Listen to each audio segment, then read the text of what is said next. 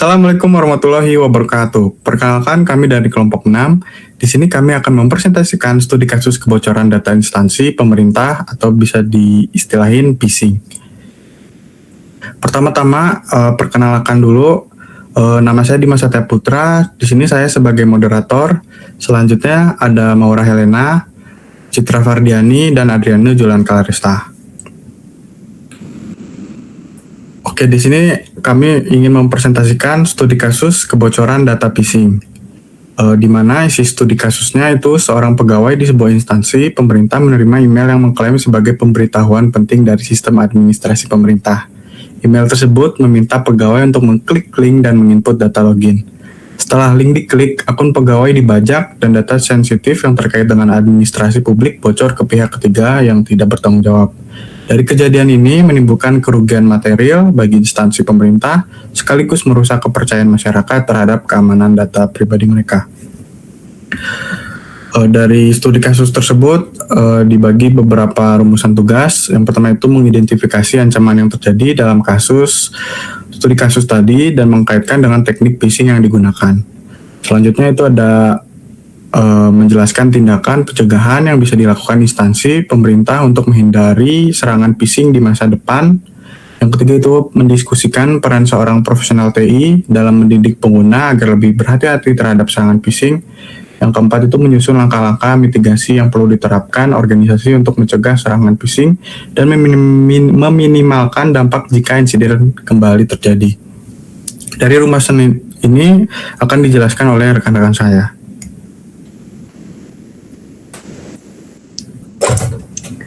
Soal nomor 1 mengenai teknik phishing.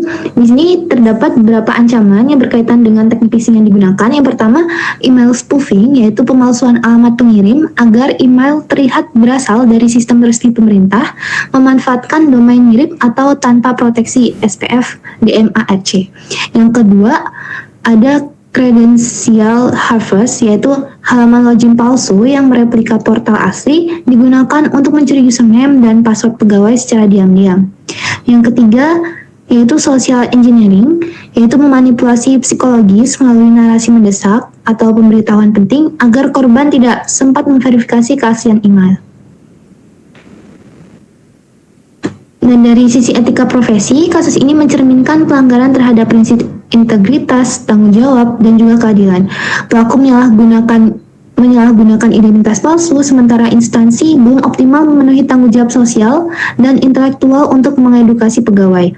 Kasus ini termasuk kategori cybercrime, unauthorized access, data forgery, dan against government.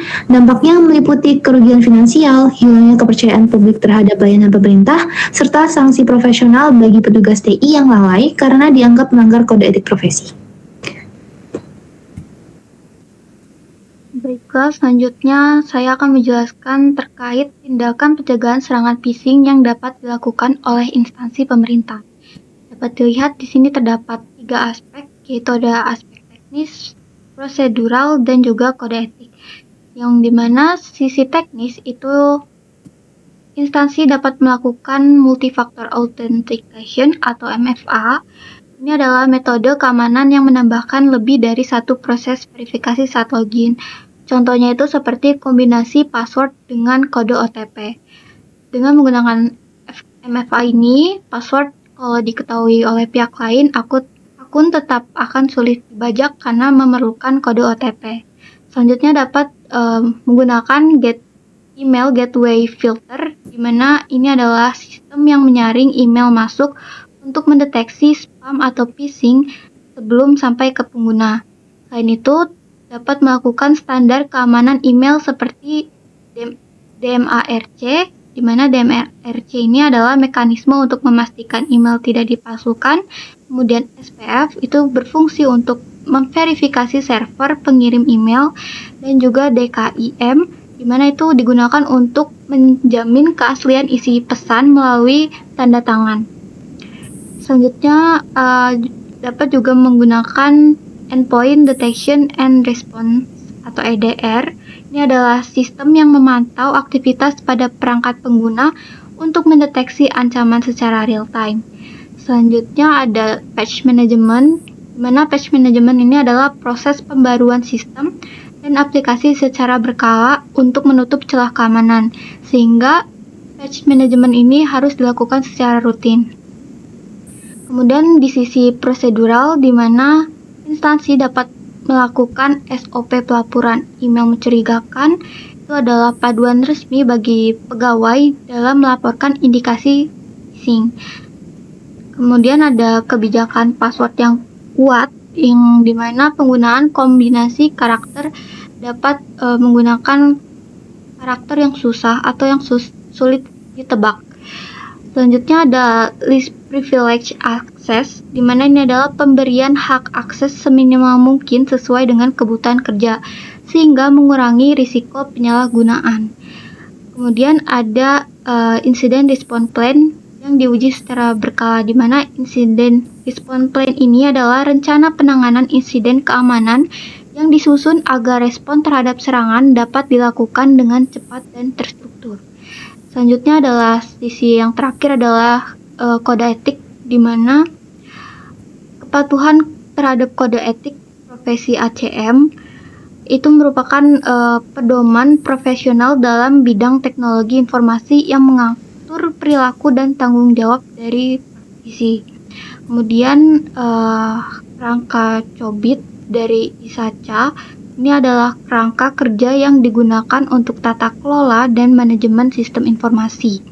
Selain itu, dapat juga melakukan prinsip etika profesi seperti otonomi, yang berarti kemampuan mengambil keputusan secara mandiri, integritas yaitu kejujuran dalam bekerja, kemudian tanggung jawab terhadap tugas, serta keadilan dalam pengambilan keputusan. Dengan memahami dan menerapkan seluruh aspek-aspek ini, instansi pemerintah diharapkan dapat meminimalkan risiko serangan phishing dan meningkatkan keamanan sistem informasi secara manual. Selanjutnya akan dijelaskan oleh rekan saya untuk soal berikutnya. Oke, untuk soal nomor 3 itu peran seorang profesional TI dalam mendidik pengguna untuk lebih berhati-hati terhadap serangan phishing itu terbagi menjadi 2 poin utama. Yang pertama itu ada 3 pilar profesional TI.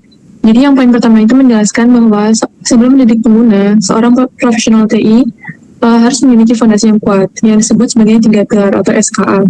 Yang pertama yaitu adalah skill, knowledge, dan attitude. Jadi skill atau keahlian itu bagi profesional TI itu harus memiliki kemampuan teknis dan manajerial untuk merancang program security awareness atau kesadaran keamanan yang efektif dan mudah dipahami oleh pegawai awam. Kemudian itu knowledge atau pengetahuan di dunia cybersecurity itu terus berkembang. IT itu harus terus memperbarui pengetahuannya tentang tren phishing terbaru, seperti email palsu dan sistem administrasi yang terjadi di kasus ini, agar materi edukasi selalu relevan dengan ancaman nyata. Kemudian yang ketiga itu ada attitude atau sikap. Profesional TI itu harus memegang teguh etika, integritas, kejujuran, dan tanggung jawab. Hal ini penting agar profesional TI tidak menyalahgunakan akses dan selalu memprioritaskan keamanan data instansi. Kemudian yang poin kedua itu adalah program edukasi berkelanjutan. Jadi untuk poin kedua ini, menjelaskan wujud nyata atau tindakan dari peran profesional TI dalam mencegah pegawai mengklik link berbahaya lagi di masa depan. Edukasi tidak cukup dilakukan sekali, melainkan harus dilakukan melalui yang pertama itu pelatihan berkala, yaitu mengadakan sesi cyber security awareness rutin agar pegawai instansi pemerintah tahu cara mengenali ciri-ciri email phishing. Kemudian yang kedua itu ada simulasi phishing internal.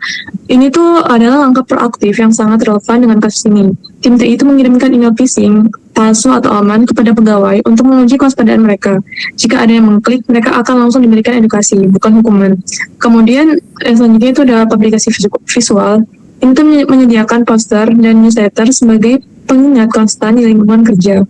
Kemudian peningkatan kompetensi tim TI, yaitu mendorong tim TI untuk mengambil sertifikasi seperti KISA, CH, CHFI, ataupun CISSP, agar mereka memiliki standar internasional dalam menangani dan mencegah insiden keamanan. Kemudian selanjutnya untuk soal keempat itu akan dijelaskan oleh rekan saya. Untuk yang soal keempat atau soal terakhir, di sini ada beberapa cara langkah mitigasinya. Di sini ada 2 langkah. Yang pertama itu framework keamanan. Maksud dari framework keamanan ini, sebelum membuat suatu perusahaan, dibuatlah terlebih dahulu frameworknya untuk keamanan apa. Di sini ada dua tahap sebagai framework COBIT dan audit TI. Untuk mitigasi ini dibangun melalui tata kelola TI yang sistematis. COBIT dari si ISACA yang menjaga tata kelola TI tetap selaras dengan tujuan organisasi, serta menyelaraskan kontrol keamanan dengan proses bisnis yang terus berjalan.